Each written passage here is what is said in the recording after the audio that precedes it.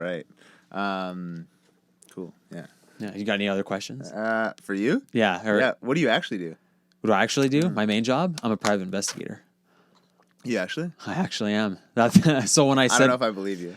So when I put on Instagram about going to talk to Griff's law class, like that was legit. I was going to talk about being a private investigator. Are you serious? Yeah. Man, that's badass. So that's my main job. Yeah, for a good couple more weeks until I move. Okay, and you're moving to Vancouver? I am. Yeah. What for? So out there, I will do. So I've been doing private investigating here for 8 years, but I also do. Okay. I also do like process serving and serving legal documents. Okay. So that's kind of more of what I do now. Then we don't do as much surveillance as we used to. Okay. But like when I first started, I was casual and part-time. I've only done full-time for like the last maybe 3-4 years or something like that. Before that, I did like graphic installation and vinyl and signs, like wrapping cars, doing buildings, tint, flat glass, stuff like that. Okay. So that's kind of what I'm going to be doing again in Vancouver. All right. That's super cool. So That's super cool. Yeah. So you're moving officially to Vancouver. pardon me. Officially moving to Vancouver. Like Yeah. you're staying there for good for now. I wouldn't say for good. You never Yeah. know. I might be back in a year, 2 years. Totally. You never know. Winnipeg's Yeah. like quicksand. It has a way of pulling you back in, Yeah. sucking you back in. So It's a good way to talk about Winnipeg. yeah, it was a bittersweet decision, but it was just one of those things, and now is the time. Yeah. Just had to try it out, and if I want to come back, I can always come back. Yeah. Absolutely. I mean, especially if it's too much in Vancouver. I feel like that's the one thing holding me back from Vancouver is price. Yeah, it Cost is. of living. It is expensive. Like I'm not living in Vancouver proper. I'm in Port Coquitlam, but it's still crazy. Still, yeah. Yeah. Absolutely. I can't believe that you're a private investigator. I've never met a private investigator. It's yeah. I guess it's not something you would find every day. That's usually what people's reaction is. No. Do you crack cases? Like, It's have not you like cracked cases? well, I mean, Or do you just it's- follow people? It's not like what you see in the movies. So you don't follow people? So, well, I do. Okay. Yeah, but it's not like so I've done this for 8 years. I've done a cheating spouse for half a day once. That was ever. the once ever? Yeah, the rest of the stuff is more like insurance claims or fraud claims, stuff like that. Interesting. Yeah, So you work because- for a firm? I work for a really small company. Yeah, there's like 5 or 6 of us. Okay. Yeah, so I'm not the firm that did the city stuff, like the city workers. That wasn't us. Yeah, right. Okay. Yeah. I wish that was us. That would have Yeah. been a good paying job. That would have been funny. But no, that wasn't us. I mean, in Canada, the privacy laws are really strict. So the cheating spouse thing is really difficult. Like you have to have lawyers involved. You can't just call me up and say, my wife's cheating on me. Can you follow her? Right. Because if I were, then I would have to ask her for permission to release any information I find. And she's not going to do that. Obviously. So, I mean, and if I did, I could get into legal trouble where my license could get pulled. So you have a private investigator license? Yes. Wow. I do. Yeah. That is super cool. So, and in Manitoba, you don't have, it's one of the few provinces you don't have to go to like a school for it. It's all on the job training. Interesting. So most of the other provinces, you need to have some sort of certificate or something, or like an apprenticeship, kind of go through for a bit. But here it's you get hired and then you get your license once you're hired, and it's on the job training. Wow. So, but I mean, the most of it, like we don't do as much surveillance as we used to. It's mostly just process serving. Okay. So I serve a lot of legal documents. So you're the guy that walks up to to my house and be like, "You've just been served," that kind of thing. Yes, except we don't say that. Oh. Yeah, that's like a Hollywood thing. I've only said that a number of times, and it's usually when someone's a real ass. Do you just hand them the document then? Yeah, it's usually like, would you be Austin? Like, yeah, this is for you. Interesting. And then if they ask, I'll tell them what it is. Sometimes I'll explain it when I give it to them. Kind of depends on what it is. Yeah. Whether it's like a divorce or if someone doesn't pay bills. Sometimes they need to sign for it. Kind of depends what Interesting. it needs to be. That is super fascinating. Yeah, I mean, it is interesting. There's some crazy stuff that happens every once in a while. You get like kind of a unique job to do, but for the most part, it's not like the movies. Like that's in the States. The States, you can do anything. Yeah. It's the Wild West. But here for privacy, like they want to protect everybody's privacy. So. Yeah. Well, that's pretty badass. Yeah. Okay. So it's good for the consumer. Yeah. All right. That's all the questions I have. So yeah. So when I went to see Griff's class, that wasn't about being a dick. That was legit. That's funny. Yeah. Griff's. That's awesome. Yeah, it's pretty crazy that you went to the same school. I didn't know Yeah. Griff's law class is what got me to like study for the LSAT. Yeah. And then I just didn't. I studied for it, and then I just didn't want to be a lawyer anymore. Okay. Yeah. So did you ever go to law school? No. I was doing a business degree and a film degree at U of W, and I couldn't decide which one I wanted to pursue more. So I did both of them. Okay. But that's when I sort of decided, like, then and there that I wanted to do something creative, and law wasn't creative enough for me. Okay. Yeah.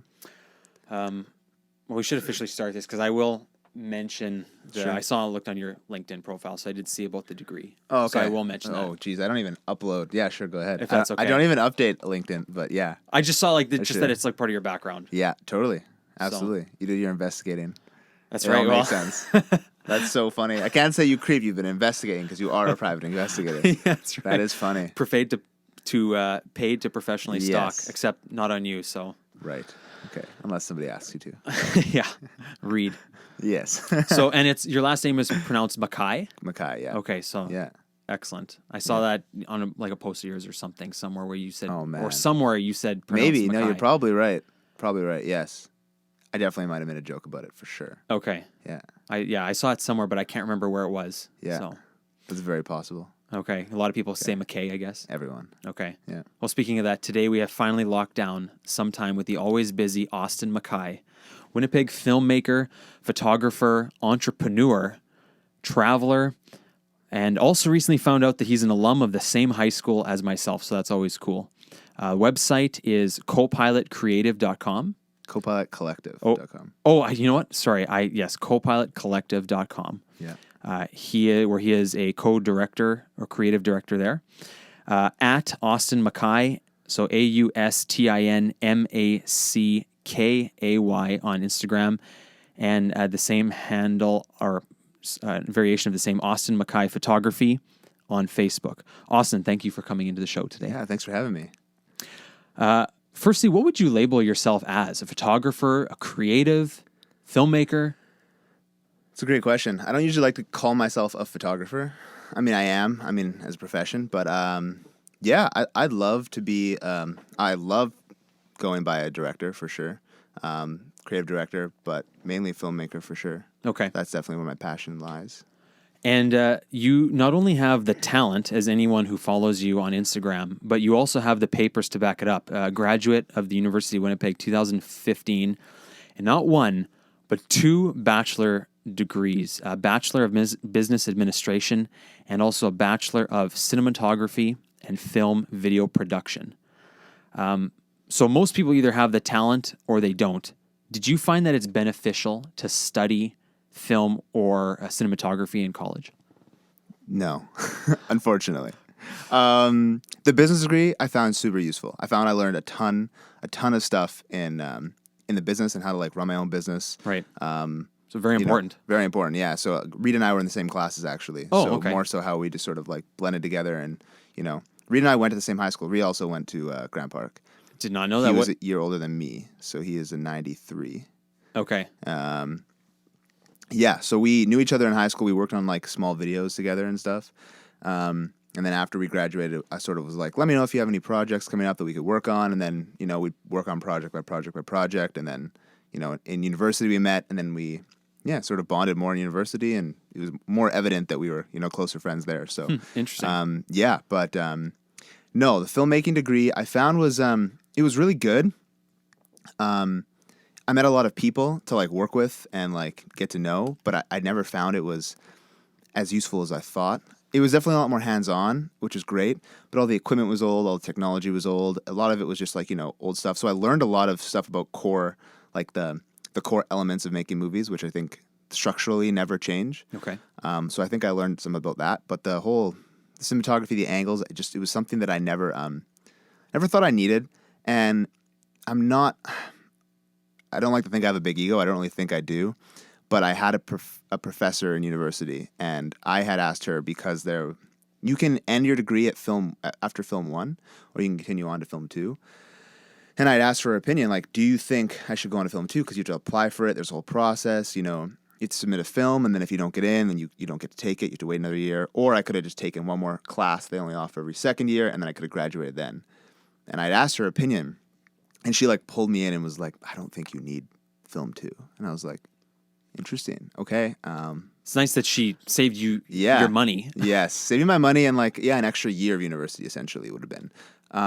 because film 2 you can only take, like, it's so consuming that you only have that one. So I took that as a compliment. I thought maybe I'm better at this than I think. I don't know. So, but that was a lot of the elements there was writing and directing and filming. So I did a lot of that myself. And I do honestly, my favorite part is to do the writing, right? I love creating like stories and stuff like that. And that's sort of how I take photos too. Okay. That's the way I take photos, trying to tell a story all the time. So anyone not familiar with university, like I didn't go to university. I went to Red River College.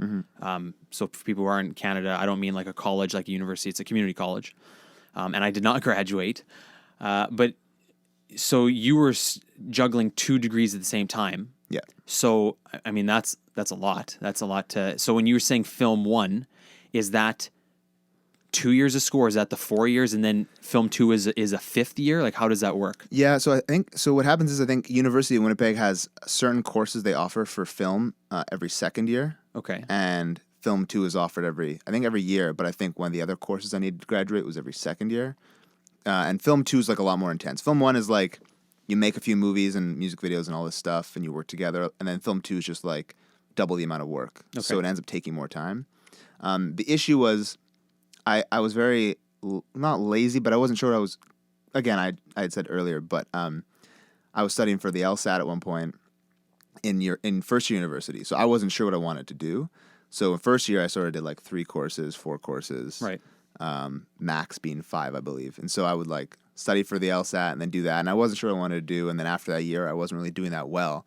But when I realized after that year that I definitely wanted to pursue filmmaking and business, and I found out it was possible at 2 degrees, I had to like redeem what I did the first year and second year. So I ended up doing like 6 or 7 courses a semester to finish in 4 years, which is like, I guess it's 2 3-year degrees. So I managed to do 2 3-year degrees in 4 years. Yeah, so you're busy. It was busy, yes. And then I was working at The Source, and I was doing freelance photography and video on the side too. So It was very busy. So really, it was film 1, right? Mm-hmm. So film 1 is basically your year 2, 3, and 4.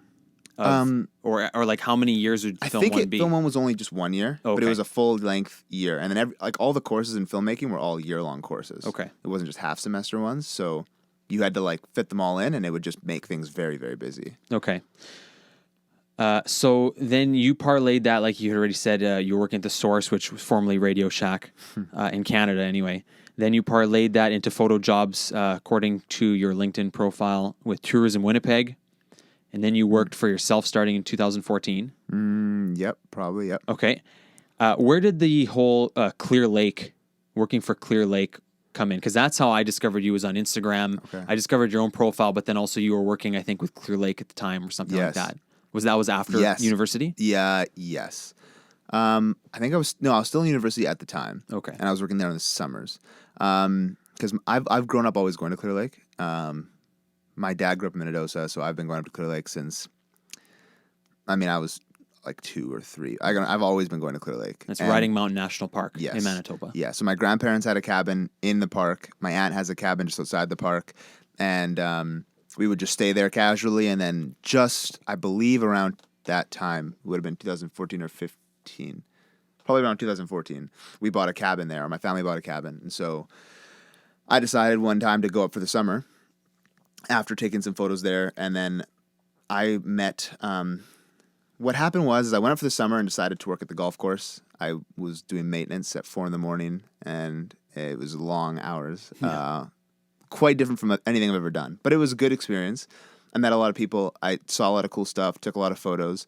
I used some of those photos. I was posting them at the time. And then the year after I came back, I worked at a pizza place, and I was really into taking photos then. And so I met a big group of people, and I ended up taking photos for the Foxtail, which is the pizza place up there. And the owner of the Foxtail liked me, so they let me take some photos for them. And one of his best friends was Carly she owns Lake House. Okay. And she asked who I was and said, asked if I could take some photos for her. So she had commissioned me to take some photos. And then also Parks Canada had picked, from Carly, Parks Canada found out that I was taking photos and are a photographer, and they asked me if I wanted to take some photos for them. So they contracted me to take, it was like 25 to 50, like just landscape photos of the park that they could have. Because at that time, they really didn't have a lot of like in their bank, I guess. Okay. So yeah, I took like 25 to 50 of them, and then they bought a bunch of photos from me, and then used some of them as like park pass, and like they still use them for marketing now. And that's when I met Carly, and Carly basically just gave me like creative control and was like, we're starting this thing called the Clear Lake Country. It's a destination marketing organization. Essentially, it's going to market Clear Lake farther to what the government's able to do.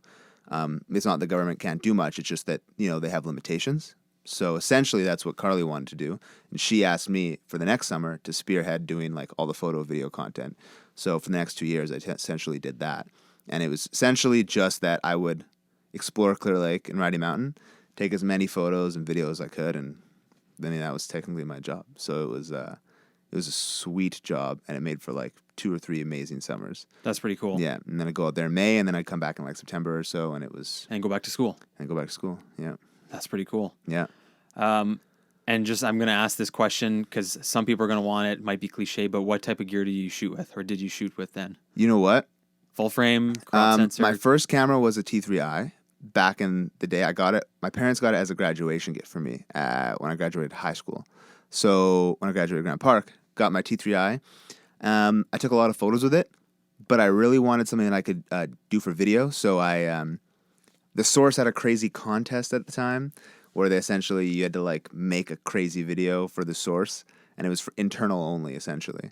And if you made the best video in all these categories, you would get these gift cards. And me and my boss made it, and we ended up winning every category. And Nice. So we got like a ton of Visa gift cards. So I took all the Visa gift cards I won, and I went to Don's Photo, and I bought a 6D for the first summer I worked up there. Okay. And so my first summer was a Canon 6D, and for all my photo video, believe it or not, to this day, 6D all the way. Still what you shoot with? Still shoot 6D. I'm definitely looking to upgrade eventually. We use a lot of our business has some Sonys and a Blackmagic, so we now use that. But personally, for my photos, always 6D and always Sigma Art lenses. Really? Yeah, I love the Sigma Art lenses. Primes only. Primes only. Yeah. Yeah. Nice and fast. Yeah, they're Pretty beast lenses, eh?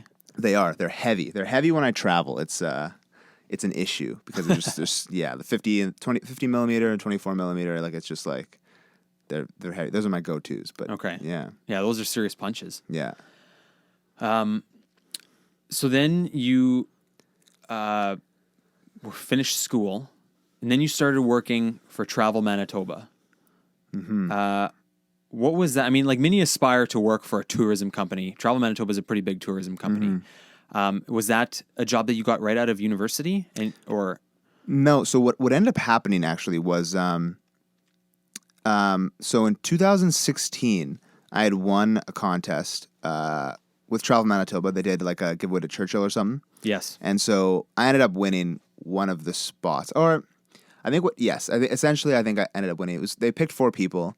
Kyle Shappert being one of them, mm-hmm. And it was a great crew. I think it was Kyle Shappert, and I want to say it was Michelle Panting, and then Paul Epic. I think all those guys won, and then I think they had like extra spots or something for it, and then they ended up calling me up, and then they invited me to go, and it was just an amazing trip, and there was a bunch of us on this trip. It was so much fun, and we took some photos for them. We sent some photos, and I'd heard about after that there was a job opening essentially for this position that they didn't really know what the position was, but they were looking for someone was going to craft the position where it was like blogging or it was photo or video. I think I remember that one. Actually. Yeah, so it came out, and so I applied for it. I remember going in. I remember meeting all of the people at Travel Manitoba who are all amazing people, and I ended up not getting the job.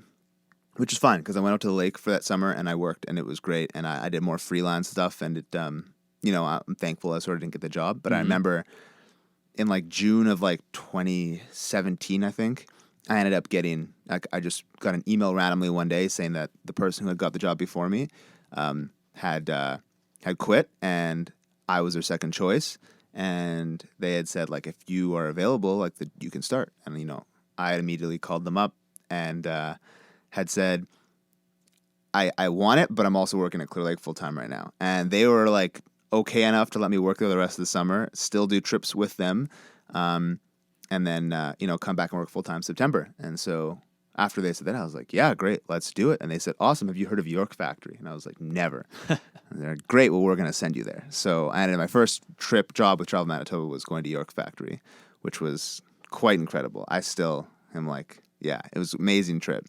So that's how I essentially ended up getting the job with Travel Manitoba. And I went back in September and started working there full time.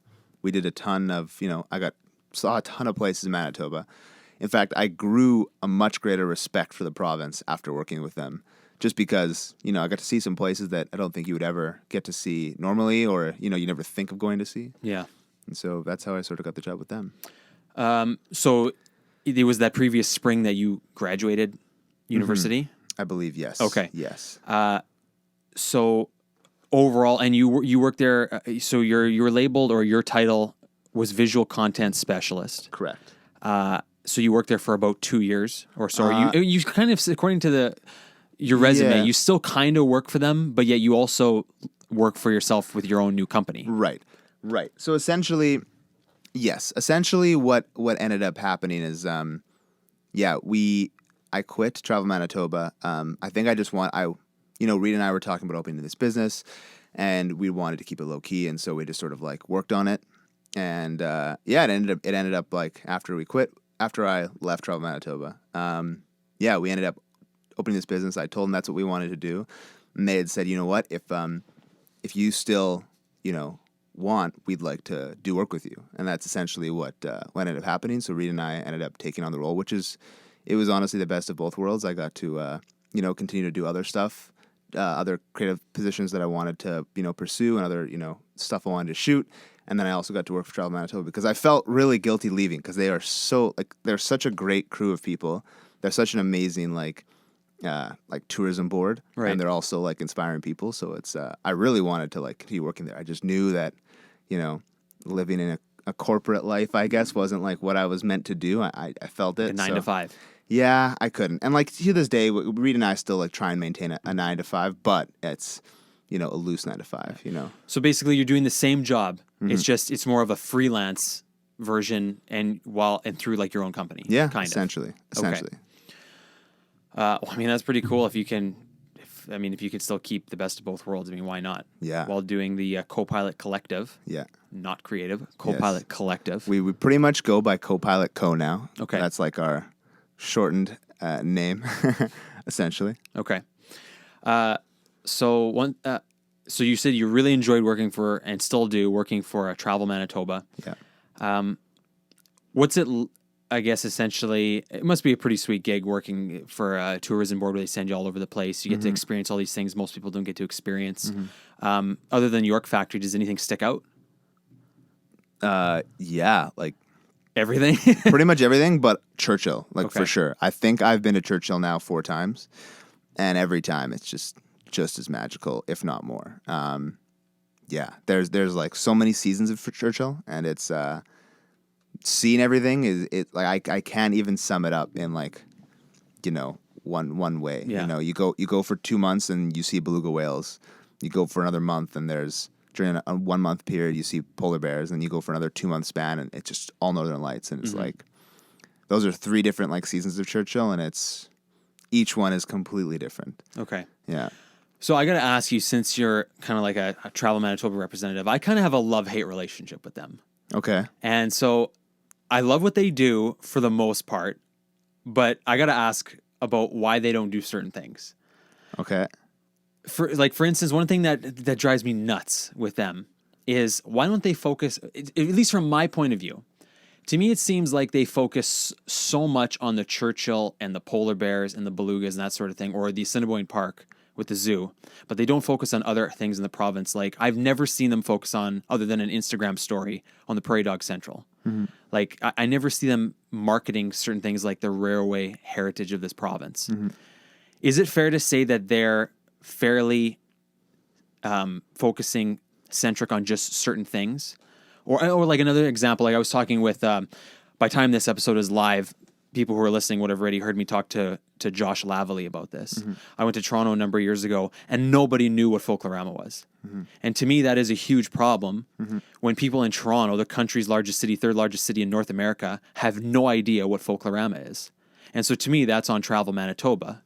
And so they launched these advertising campaigns where they were in the media a year ago saying, kind of tooting their own horn about we're spending all this money on advertising in California and in Minnesota and North Dakota. So the nearby states, it's awesome. That's where they should be. But to me, if people in California know about Folklorama or whatever, the Museum for Human Rights, but people in Toronto who said to me, what you say about Folklorama sounds freaking awesome. If I knew about that, I would go there.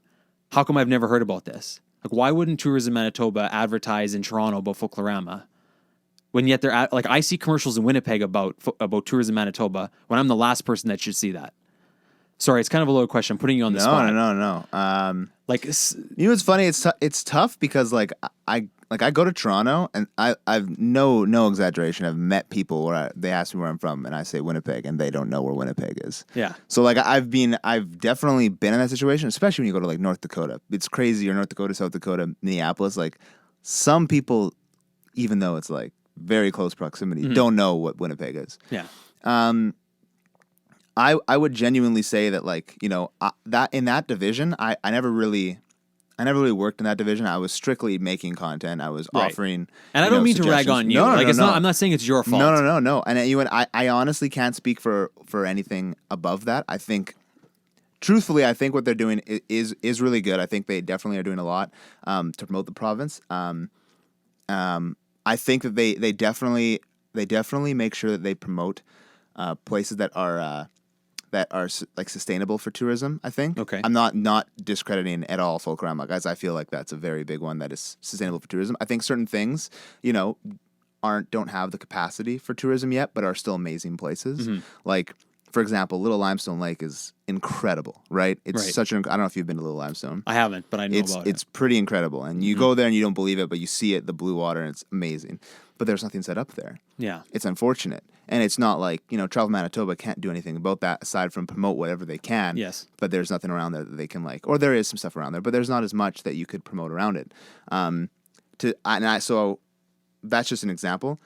I can't speak for Folklorama or anything or Prairie Dog Central, unfortunately. I don't know, but I mean, I think they're doing the best they can. Okay. I mean, what they do, they do a good job. Yeah. Like when they do promote the zoo and the polar bears and the belugas, like it's outstanding. I think sometimes they leave some kind of on the table of some of the obvious stuff. No, that's true. And I do think that there's a part where, like, you know, for not speaking from their perspective, from like my perspective, if I think about Churchill, I think as a province, you're going to see more people willing to fly all the way from Germany or California or whatever to come see and spend money at, you know, in Churchill rather than flying all the way there for Folklorama. That's not to say that's not true, but when I was in Churchill winter before that, I went to Raw Almond, but it was like the Raw Churchill. Right. Crazy experience. People I sat next to on this experience, I had said to them, you know, where are you from? And they're like, yeah, we're from San Francisco. And I was like, what? And they're like, yeah, we just do food tours. And it's like this couple that essentially flies wherever because they've got enough income to just like fly wherever and just like try these food experiences. So they flew for 3 days to Winnipeg, to Churchill. They came back down, they spent the day in Winnipeg, and then they flew back home. And it's like pretty crazy that's like a thing people do, but they're willing to spend that money, right? So again, I don't know if I can answer that in full, but that's fair. I mean, if people who listen to the last episode, they might think I kind of went pretty hard on Travel Manitoba. Maybe I did, maybe I didn't. Sometimes I just, you know, I'm passionate about my city. Yeah. I think they can always do more, especially when to me, it seems like Folklorama, people in Toronto, as just a one-off example, to me, it's something kind of basic. I don't know. Well, and you know what? It's like, I essentially think that as, you know, I refrain from using the word influencer because I don't like to be known or referenced as really like an influencer, right? But to an extent, you know, we all have some influence in Winnipeg, whether it literally doesn't matter. Like there are so many people in Winnipeg that, you know, the following doesn't matter. It's the fact that they have a following in Winnipeg and the Manitoba. And I know I have a following in like Calgary and whatnot, right? And every time I post about polar bears and stuff like that, those people go off. Like, what do you mean there are polar bears in Manitoba? That doesn't make any sense, right? And I think to an extent, it's sort of like all of our jobs to like help promote that stuff when you see it or whenever it's happening. Because to an extent, I mean, Travel Manitoba is a corporation, right? So they can only do so much as well, but they do so much. So I mean, whatever they miss or whatever, that's where we fill in, I guess. I mean, Okay. that's how I felt about Clear Lake. Before Clear Lake Country, I was fully like trying to influence the heck out of it. Now it's way too busy and too busy for me. But Guess you did a good job. I did, maybe. Clear Lake Country, Parks Canada, they all did amazing. But now it's too busy. But it obviously worked. But I mean, that's sort of like, our jobs, right? Now you got to do Little Limestone Lake. Now I got to do Little Limestone. Yes, true. It's beautiful. Okay. Yeah. Well, thanks for indulging my little thing about Travel Manitoba. No problem. Talking more about Copilot. You guys have worked, both yourself and Reed. You've worked with some big brands, Parks Canada, Lululemon, Calm Air, which flies to Churchill, but also smaller local ones of importance, such as Assisipi, which is a ski hill in Riding Mountain National Park. Russell, Manitoba. Sorry, Russell, Manitoba. Yeah, I guess it's beside Riding Mountain. Other local restaurants. You yourself, you've worked with Mercedes Benz, Vans, Herschel Supply, and Reed has worked with National Geographic, WestJet, Ford Canada, Uber Canada, Budweiser, TELUS, Lululemon. Your website says, and I'll quote now, specializing in destinations and brands. With over 10 collective years of working within tourism industries across the world, we are confident in our ability to showcase destinations and brands in their best light. We are storytellers and creators to the core. A media house dedicated to dreaming big and pushing boundaries.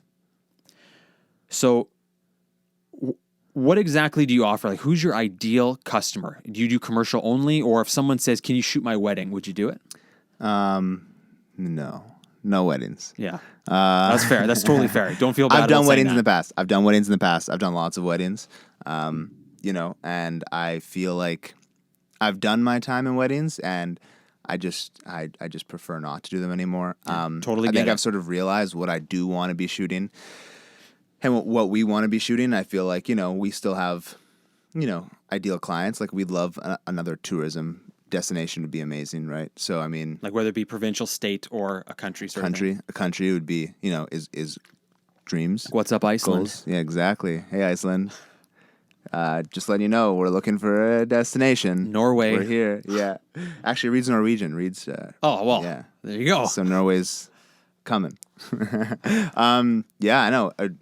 Yeah. Essentially, we do a lot of like commercial work, but we do a lot of commercial work that we usually always give it like a cinematic punch to it. Our favorite client right now, not favorite, sorry, take that back. The client we're working with right now that we've done a lot of work with in the last year has been Assisipi Ski Resort, and it's been such a fun client and project to have just because of the fact that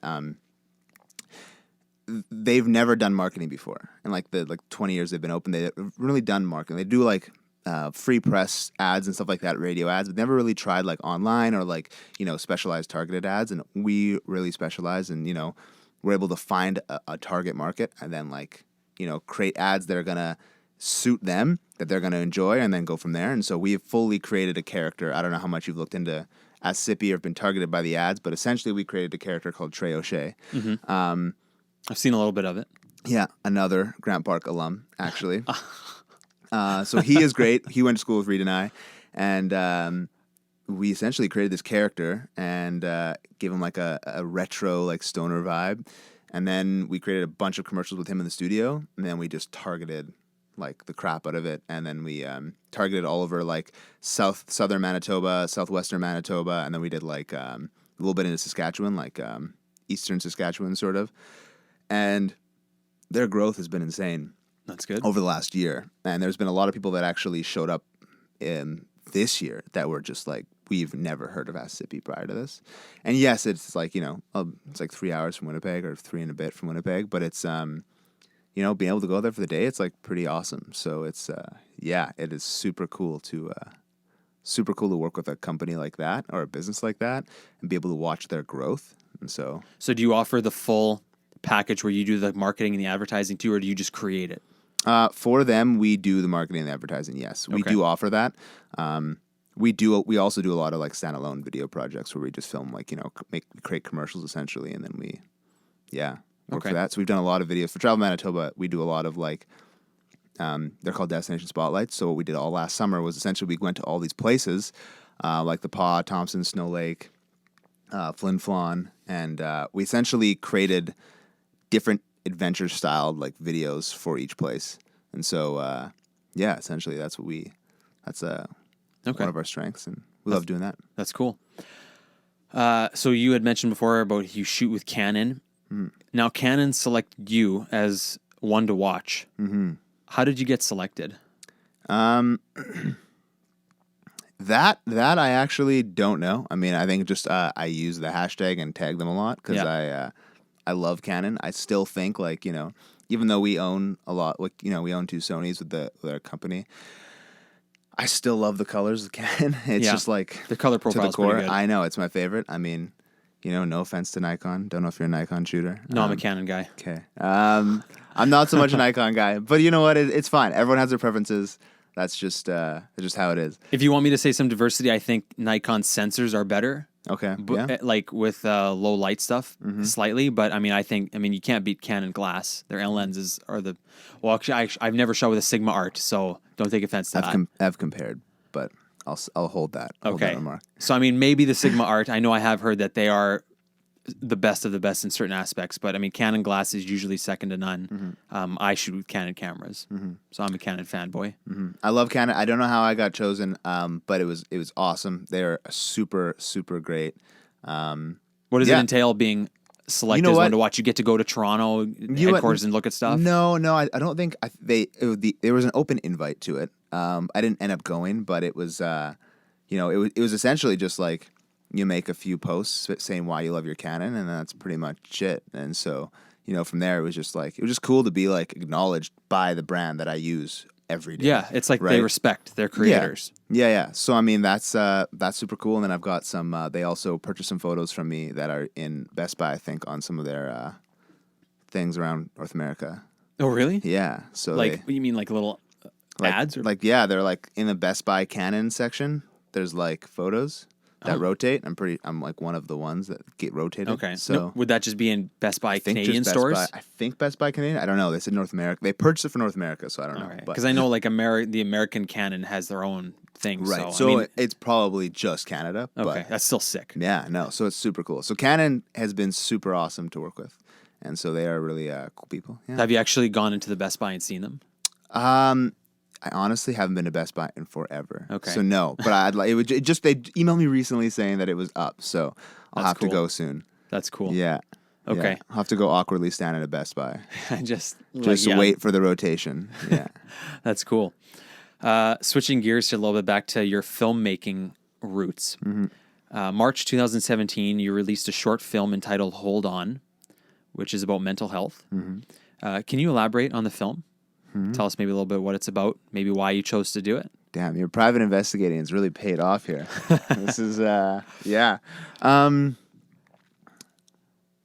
So I wrote Hold On. I had a concept in my mind for quite a while. I really do love like writing, essentially. I know I said that, but I love writing. I really spend a lot of time like when I'm developing, ideas for shorts or just like narrative pieces that I it has like a weird twist to it. Looking back at Hold On now, obviously, as like a film, I would have changed a lot of things. What would you change? Like, or you don't have to tell me. It's a concept I'd still come back to. You have to watch it and then see. I think there's just a lot of things I would shorten. I think my style sort of changed since then. So are you talking more about some of the script or just the way you've shot things, like locations or script for sure. I think there were a couple of scenes that could have been cut. The story was, I still feel I love the story, and the acting was, the actors I hired were all on volunteer because it was pretty much a no-budget film. I mean, we paid for the camera and audio, and that was it, and everything else was pretty much volunteer. And that was one of my questions, actually, was all, did the actors get paid? And we raised, no, but we raised like all the money to raise from it through like crowdsourcing and stuff like that. So it, then we had it like someone who was generous enough to give us the money. We ended up making the money back, which was so awesome. Essentially what happened was, we created this story. I brought in a friend of mine that I met in school who wanted to like help me produce this. So he sort of had all the money and the crowdsourcing ideas and whatnot. So I continued to write it. He helped me write some of it. And then we basically went on to, just do it. Like we just had this time in our lives where we were both just like, just really, really just like eager to work on something. We were still in school. We were trying. I think it was more of a procrastination tool at the time. But I wanted to pursue this film for a while, and it was nice to have somebody that was just as excited to do it as I was. So we rushed into it. We did it, and wouldn't say rush. We took our time, but yeah, we crowdsourced it, all the money, and then we did the acting or the casting. Hired these great actors. Honestly, such good actors in it. They were so great, especially like they were all super amped about the film. Once it was completed, we also paid for someone to score the music, and he's like I want to say he was Grammy nominated, which is crazy. Okay.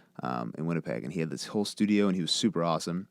And yeah, we ended up submitting it to festivals before we did anything with it. It ended up winning in some festivals in like the UK and stuff. Not big notable festivals. Like we didn't get into TIFF or anything like that, but we got into some festivals. Well, I have written down that it was screened at the Shortstop International Film Festival. Yeah, so that's the one. It screened and then won, I think, something for it. But they wrote a great review on it, and it was won. I forget what it won. I want to say it won Best Cinematography. I don't know. So what I have is that it was screened at the Shortstop International Film Festival, which is a bi-yearly film fest with live screenings based in Romania. Yeah. And they said, quote, "There is no use for other words. Austin MacKay's, Hold On is the best short film about sadness, depression, and suicidal tendencies we've watched in our festival. This short is not just a simple short, but a complex trip to the edges of the human limits and beyond this threshold." Close quote. I couldn't find what it won. Like they don't have that listed. That's I haven't heard that in a long time. That is very nice quote. Yeah, and they also mentioned how much they like the musical score. Yeah, which is great. That's awesome. That's great. I think I've seen it so many times that it's sort of like I'm over it, but it was that is such a nice thing for them to say. Yeah, I mean, to me that's a big deal. Like it is. I honestly think it's pretty awesome. I'm so proud of it. I'm so proud of what it become, because after this, so it's screened at that, I think another film festival called Lazar Film Fest, I believe. Okay. Yeah. So it did it screened it a couple. I think it won for something, and then after that, we ended up reaching out to Canadian Mental Health Association, who we then had conversations with. They liked the film, so they liked the idea of it. They hadn't seen the film, so we had played them the film, and they were like they were in love with it, which was awesome, and they wanted to screen it. So then they helped us basically put together a screening for this film at the Park Theater, and then all the proceeds would basically pay off whatever the crowdfunding we needed to pay off was, and then the rest would go to Mental Health Association, and we ended up raising enough money to pay off, and then also just as much to go towards. We sold out Park Theater. People were standing at that point. Olivia Lunny actually opened, was the performer at the time. Okay. She did a set, and then before the movie came on, which was super cool because Olivia Lunny is doing big things now. She's so great. So it's super cool that was a thing back then. But yeah, we did that. Huge screening. We screened the film. All friends, family, bunch of people came out to it. It was so incredible. And then we answered some questions about the movie afterwards, and yeah, it was great. So we raised money, and then for Mental Health Association, and it was just it was great. So you probably didn't get to go to the Romania festival. I didn't. Over there. No, I didn't. Did that film do anything else, or did it winning do anything for your career as a filmmaker? I mean, you know what? In terms of getting different jobs and stuff, no, I think it helped me. I think I was sort of acknowledged by a few different people that I was happy to be acknowledged by in terms of that. But no, if anything, it taught me what I want to make next, how I want to write next, how I want to pursue next, what ideas I think I'm into. It truly, honestly, the biggest thing that movie did for me was I remember leaving set the first day. It was the longest day ever. We had a camera fall and break at the time, and it was just a long day, but we were filming at a jail cell essentially in Selkirk. Yeah, I was going to ask where that jail was. Yeah, it was in Selkirk at I think it's an office building now that just has a jail cell in the back, and I ended up coordinating MTS to come install a fake payphone there. It was super cool. But I remember it was a 16-hour day. We arrived there at 5 in the morning. We left. I remember I left at 10:30, 11 at night. I remember being in the car and fully said this is exactly what I want to do the rest of my life. I don't care. This is it. And I remember that is what like, you know, it was embedded in me after that. That's what I learned from this film is like, this is something I want to continue doing. And so since then, all I've been thinking, all I've been wanting to do and been doing, like even these commercials, we take them very seriously with our company. As we know, we write treatments, we storyboard, and we like, you know, our goal is to create something unique, something that like, you know, in terms of marketing, we always think of a different approach, a way to do it that, you know, isn't being done. So, you know, we have some ideas for SCB for next year that are super cool that we want to, you know, pursue in a way of storytelling there. And like, I don't know, essentially, yeah, basically made me realize that like, yeah, storytelling is my passion. So do you have any other plans for another short film, or is it something you can't comment on that right now, but bigger than that. So we'll, okay. But there will be at some point in the future, Yes. there will be something else that you will have done and released. Yes, Reed and I are working on something as well, and I'm working on something as well, and we So more than one thing. That's awesome. yes. So we have some stuff that we are working on right now that we're very excited about. But yeah. Well, I'm looking forward to whenever that comes to fruition. Yeah, absolutely. If I can ask one or two other questions about that movie. The police officer, you only see his leg and his shoes for about half a second. Was that a real cop? Because the pants look like real Winnipeg police pants. That's so funny. They were real Winnipeg. You watched the film, I guess? I did watch the film, yes. They were real Winnipeg police pants. No, it was not a real cop. Oh, okay. Yeah. Okay. Yeah, that was not a real cop. Okay. I mean, cops do charge like $200 an hour, so I guess that's that guy was definitely wearing like a sweater. Okay. For sure. That's cool. How did you film in the pharmacy? Yeah, people in Selkirk are awesome. I feel like since then it's like really blown up, so I feel like they wouldn't let us do it again. I feel like I literally take zero credit for it, but that's not what I'm saying. But Selkirk like has filmed so many movies in the last like 2 years that it's been insane. But so you were in there before they were big time. I guess. No, I think I've done a lot of movies in there before. Okay. So they were used to it. But essentially, we just went into Selkirk. I'd written all this stuff. Essentially, our goal was to do it in a pharmacy in Winnipeg, but it made it convenient to just jump back and forth between the jail and the pharmacy. I honestly just walked in there one day, asked to speak to the manager, said I wanted to film in this pharmacy. He said, "This is the day we're closed." I said, "Great." And then I went to the jail and said, "Can we film on this day? Because we need to film the pharmacy." And they said, "Yeah, absolutely." And that was that. Were the pharmacists real pharmacists or were they actors? They were actors. Okay. Actors for that one. But they just, like, the guy just came in, he sat in his office and let us film. We were only there for like 2 hours, I think. But it's funny. The funny thing about this, which I don't know if you'll realize, we filmed on that bridge. Yep. We got permission from like the city of Selkirk to film on the bridge. So you actually you couldn't just go there and do it, or? I think you could. We were trying to do it. Like we knew we were going to need some time, so we couldn't just like quickly do it. Okay. We were also like shooting on a red, so it was like a big rig. But there was one scene we hadn't gone up to film the scene on the bridge yet, so we went underneath to film a shot of him looking over, which I don't even know if we used that shot. No, you did, yeah, because I was wondering, it almost looks like you're standing on the ice, but there's no ice. Essentially. So we were like just underneath the bridge, and he was Drew was looking over the actor.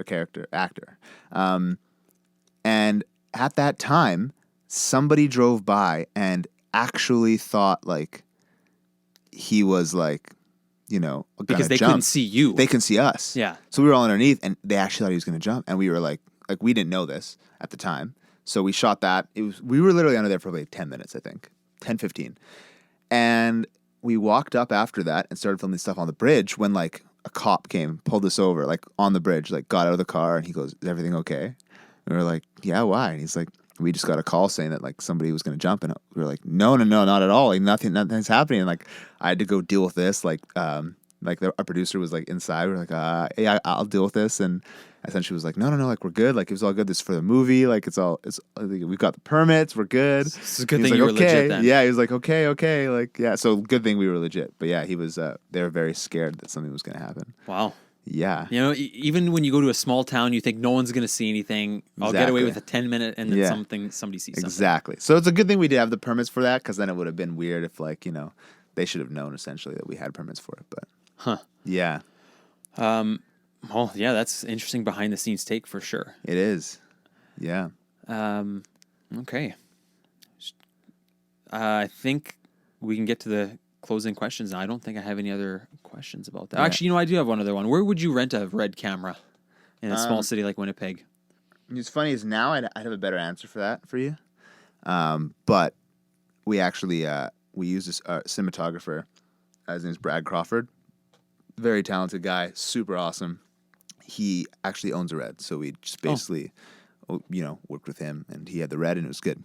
Why did you feel you need to go to the Red? You just wanted it to be as professional as possible? That was the main thing about crowdsourcing it, I really just wanted the look of a Red on there. I think it's something that, like, I'd read a lot about film festivals, like just knowing the difference between, like, that.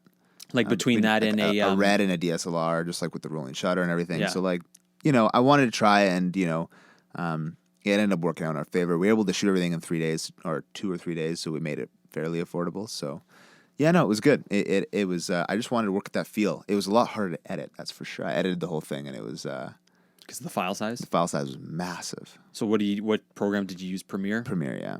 Okay. Yeah, Premiere and then DaVinci to color. So it was good. And again, that's a lot of stuff I'd probably change again. Color wise, I would definitely have recolored it differently. I would love to have hired an editor.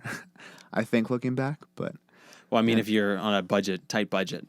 Very tight budget.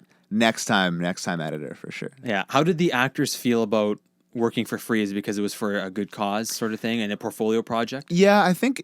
How do you get them to work for free? You know what? There's a big actors group actually on, it's like Winnipeg Audition Network is what it's called on Facebook. And it's just like a bunch of actors who are willing to work for paid or free, essentially. Everyone makes posts and then you essentially just like decide if you want to work for it, you send your resume in or not, essentially. Okay. So cool. I had put out a post saying, like, this is what we're looking for. And, like, the first thing was this is a volunteer position, great portfolio piece, etc. And, I had posted that. And then we got, like, an overwhelming amount of applicants and, like, submissions. And then we held these, like, 2 full days of auditions because it was so busy. And everyone was willing to work for free. And it just, like, liked the idea. They liked the concept of the movie. And Drew, who played the lead of Alex, was like a method actor, so he was like, it was another level. So he's like Christian Bale. Yeah, I've never seen like him getting into that character was like mesmerizing. It was quite insane, especially for like the final scene. Even though you barely see much in the final scene, like it was like the audio we recorded. It was insane. It was I can't even explain to you. It was just like the room was absolutely silent when he walked in. There was like 20 of us in this room, and it was just like silent as soon as he got in. We didn't even call action. We just said tail slate, and then we just like he just started filming, and it was just like that. It was scary. But cool. It was all the actors were like super into it, and everyone used it for portfolio stuff, and everyone that was in it is still doing creative things. I know Alyssa moved to Vancouver and she's acting to Vancouver, and so I know everyone's still doing stuff, so it's great. If anybody wants to watch it, it's called Hold On. It is on your YouTube. Yeah, it is. That's where I watch it. So the YouTube is just Austin MacKay. Mm-hmm. Should be pretty easy to find. So yeah, by all means, go check it out if you're interested in checking it out. Mm-hmm. Okay, closing question time. All right. I think. So closing questions is just where I'll ask some random questions. Some might be about photography. Some might be about nothing to do with creative media. Okay. I did add 1 or 2 new questions from the last couple people. So, and for these new questions, I'm going to go back and ask my previous guests what their answer to these are, and I'll put them on Instagram or something. I don't know. Strangest or most exotic place you've lost or damaged gear in? Interesting. See, I'm very anal about my gear. Even though, like, Rita and I have the exact same setups to an extent. I'm like, yo, that's my 24 millimeter. Like, I just like I did the same thing. I just don't know why. I think I've got like mild OCD. Like, I don't know. I'd be like that too. Most exotic place I've damaged gear. What's funny is, knock on wood, like I don't really damage gear.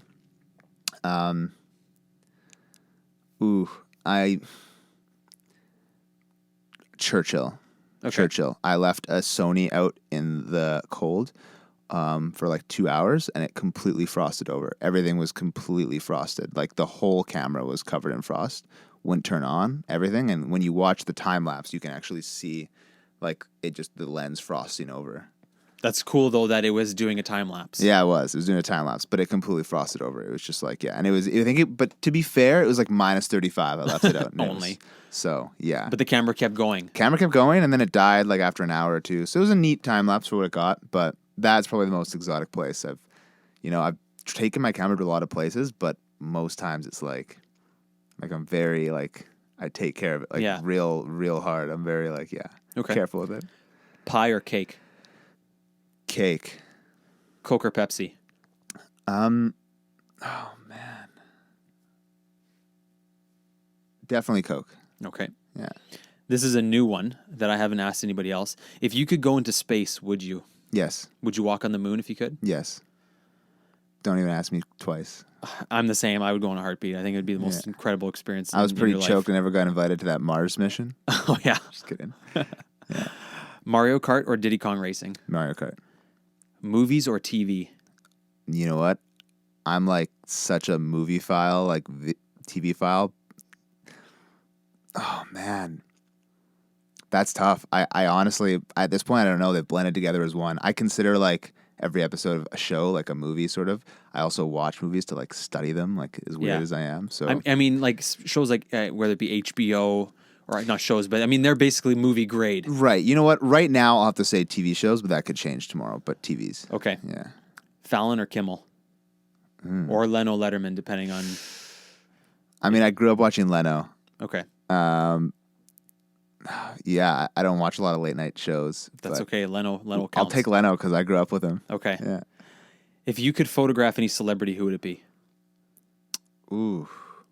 And like a portrait session, or like we get to adventure together? Doesn't matter. Could be whatever you want it to be. Damn. You know what? I don't know. That's a good question. You can pass if you want. You know what? I'm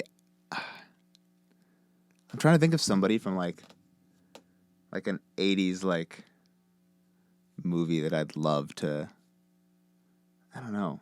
Honestly, right now, you know what's funny? The one I can think of right now is like doing like a portrait session with like Margot Robbie if it was her vibe from Once Upon a Time in Hollywood. Okay. Because that looks like I'm so amped for that movie to come out. That looks like such a vibe. I would love like do a portrait session there, but that's only because it's the last thing I just saw an ad about it, so it's probably like why I'm thinking about it. What are some of the '80s movies that you like? Are you like action ones like The Terminator or? Oh no. Very much like The Usual Suspects, Pulp Fiction. Okay, which are both '90s movies. '90s movies, sorry, whatever. Okay. I could go in like True Romance. Okay.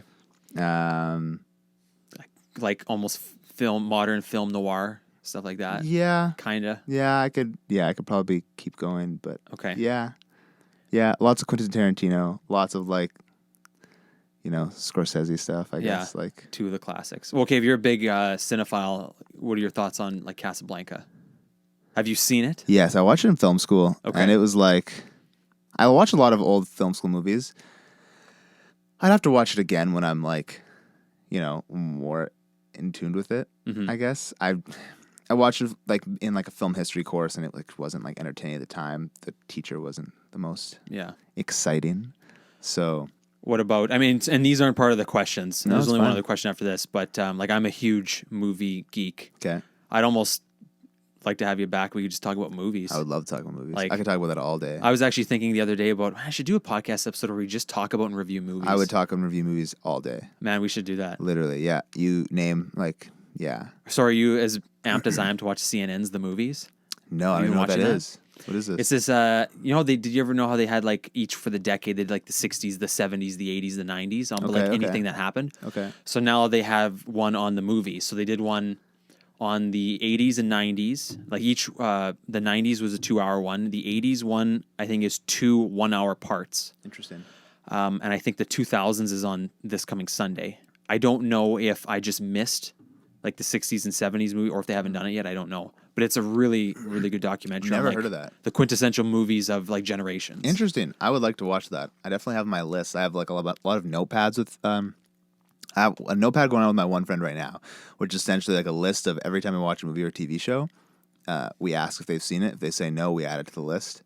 And I have my recommendations. He has his, and then we just sort of go back and forth, crossing off this like shared notepad. Yeah. Because it's just like. It's good to see those. I've seen a lot of movies now, I think, in the last like year or two that I've like should have seen but have never seen. Okay.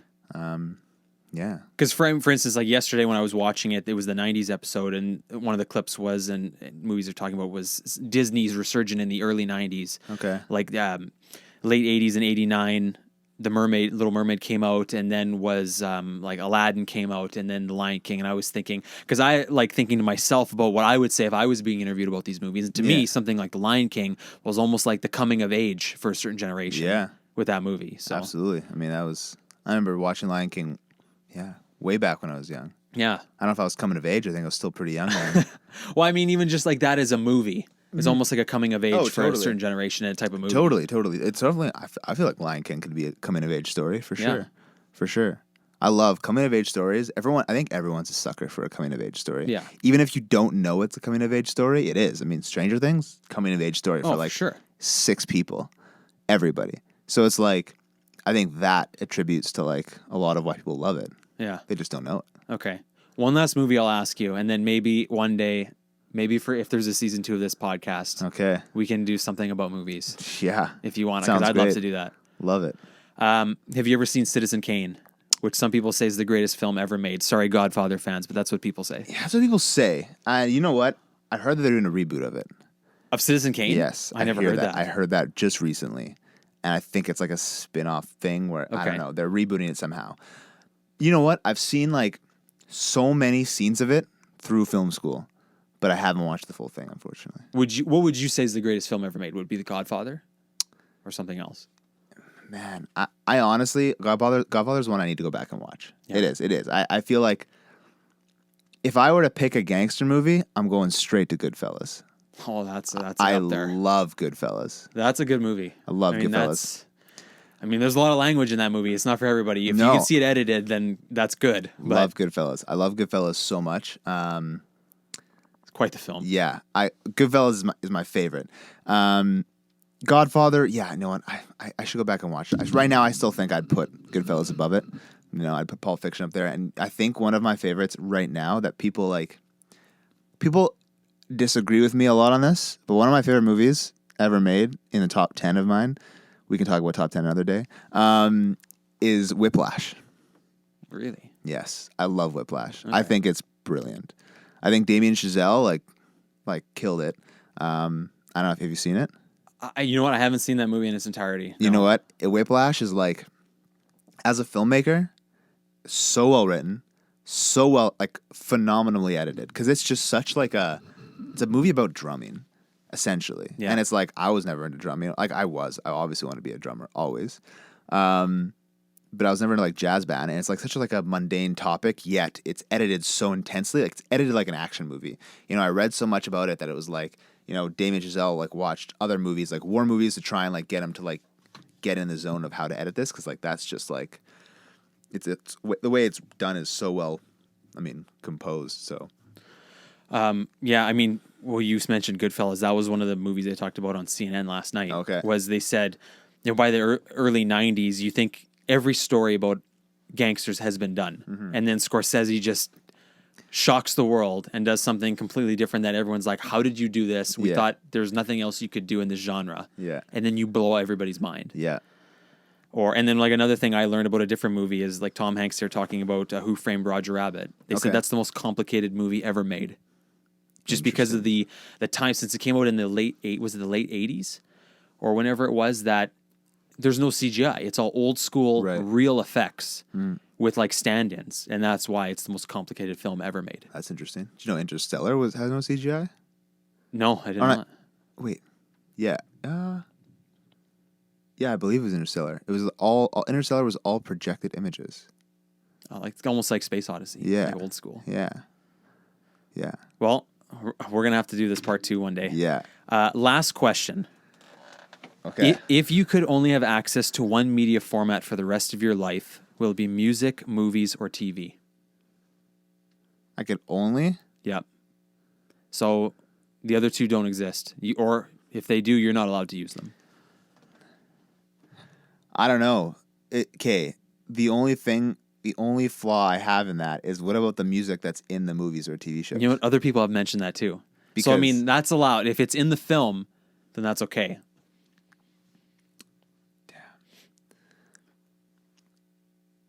I feel like I'd have to go TV shows, only for the reason that there's a lot of TV shows I still haven't watched yet.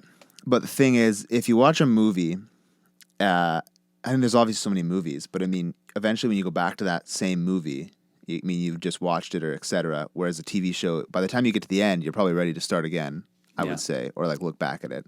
I feel like every time I've watched a new movie or TV show, I've learned more about it for the second time.